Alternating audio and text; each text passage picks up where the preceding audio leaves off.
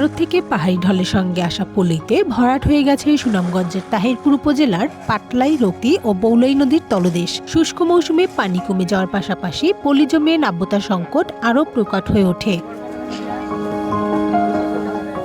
এর ফলে আটকা পড়ে পাথর, কয়লা ও বালুবাহী শত শত নৌকা ও বাল্কহেড।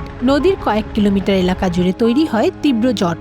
বিশেষ করে দক্ষিণ শ্রীপুর ইউনিয়নের সুলেমানপুর বাজার এলাকায় নৌজট সবচেয়ে বেশি দেখা যায়। উত্তর শ্রীপুরের মন্দিয়াতা এলাকা থেকে আসা প্রায় 1000 খানেক পণ্যবাহী নৌকা দীর্ঘ সময় ধরে আটকে থাকে।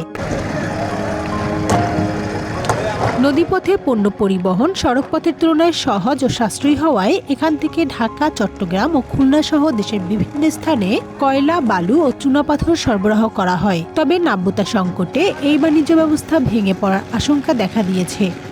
জাদুকাটা নদী আমাদের ক্ষুধা হয়ে গেছে, বিভিন্ন ধরনের যে 2 বছরে ক্ষুধা হয়েছে। এটি হয়েছে যেদিকে গাংরা আছে শুকনা, এদিকে কুদানির দরকার। এদিকে একটা খাল আছে যে বর্তমানে যে জাদুকাটা নদীর নালা গেছে, এদিকে একটা বালিজুরি ইউনিয়ন আছে, এটা তাইরপুর পড়ছে।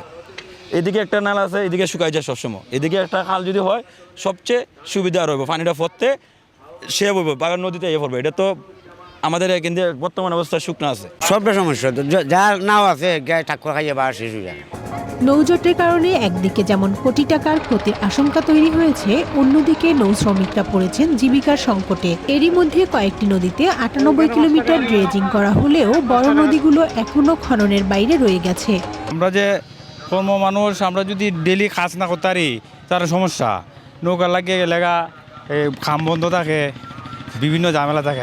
ভালোভাবে খনন করে তাহলে এইদিকে আপনার বর্ষরা চারাগাঁও শুল্ক স্টেশন থেকে যেগুলো মালামাল বহন করে বড় বড় স্টিল বডিগুলা সহজেই যাতায়াত করতে পারবে। কুদ্দে দিলে আউরেরও বলা, নদীরও বলা। আমরা কাজকর্ম করতে গেলে অনেক সময় নদী লাগিয়ে যা, নৌকা লাগিয়ে যা, আমরা কাজকর্ম করতে পারি না। কিন্তু নদীটা করলে বিশেষ করে আমরা গরিবের লাগিয়ে বলা, আমরা কাজকর্ম করে খাইতে পারবো, চলতে ফিরতে পারবো।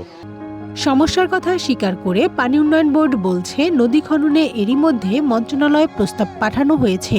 অনুমোদন পেলেই কাজ শুরু হবে। নদীগুলো খুব দ্রুত ভরাট হয়ে যায় এবং ভরাট হয়ে গেলে এখান থেকে যে বালু পরিবহন করে সমগ্র বাংলাদেশে যে সরবরাহ করা হয় সেটি বাধাগ্রস্ত হচ্ছে। তো এখানে আমরা আমাদের নদীগুলো ড্রেজিং করলে নাব্যতা ফিরে আসবে। পাশাপাশি সাময়িক সংকট দূর করার জন্য বিএডব্লিউডি কাজ করতেছে। তারা কাজ করে নদীর মানে গতিপথটাকে অর্থাৎ নাব্যতাকে সঠিক রাখতেছে। কিন্তু যেহেতু তারা ছোট আকারে প্রকল্প নিচ্ছে, সেক্ষেত্রে অতটা সুবিধা পাওয়া যাচ্ছে না। কিন্তু যদি বহু বৃহৎ আকারে যদি নদী থেকে খনন করা যায় তাহলে পরিবহনের যে ব্যয় সেটা কমে আসবে। সুনামগঞ্জের সাধারণ মানুষেরা বলছেন, দ্রুত নদী খননের উদ্যোগ না নেওয়া হলে সীমান্তবর্তী নদীগুলোর অস্তিত্ব হুমকিতে পড়বে এবং থমকে যাবে পুরো অঞ্চলের বাণিজ্য কার্যক্রম। One national desk.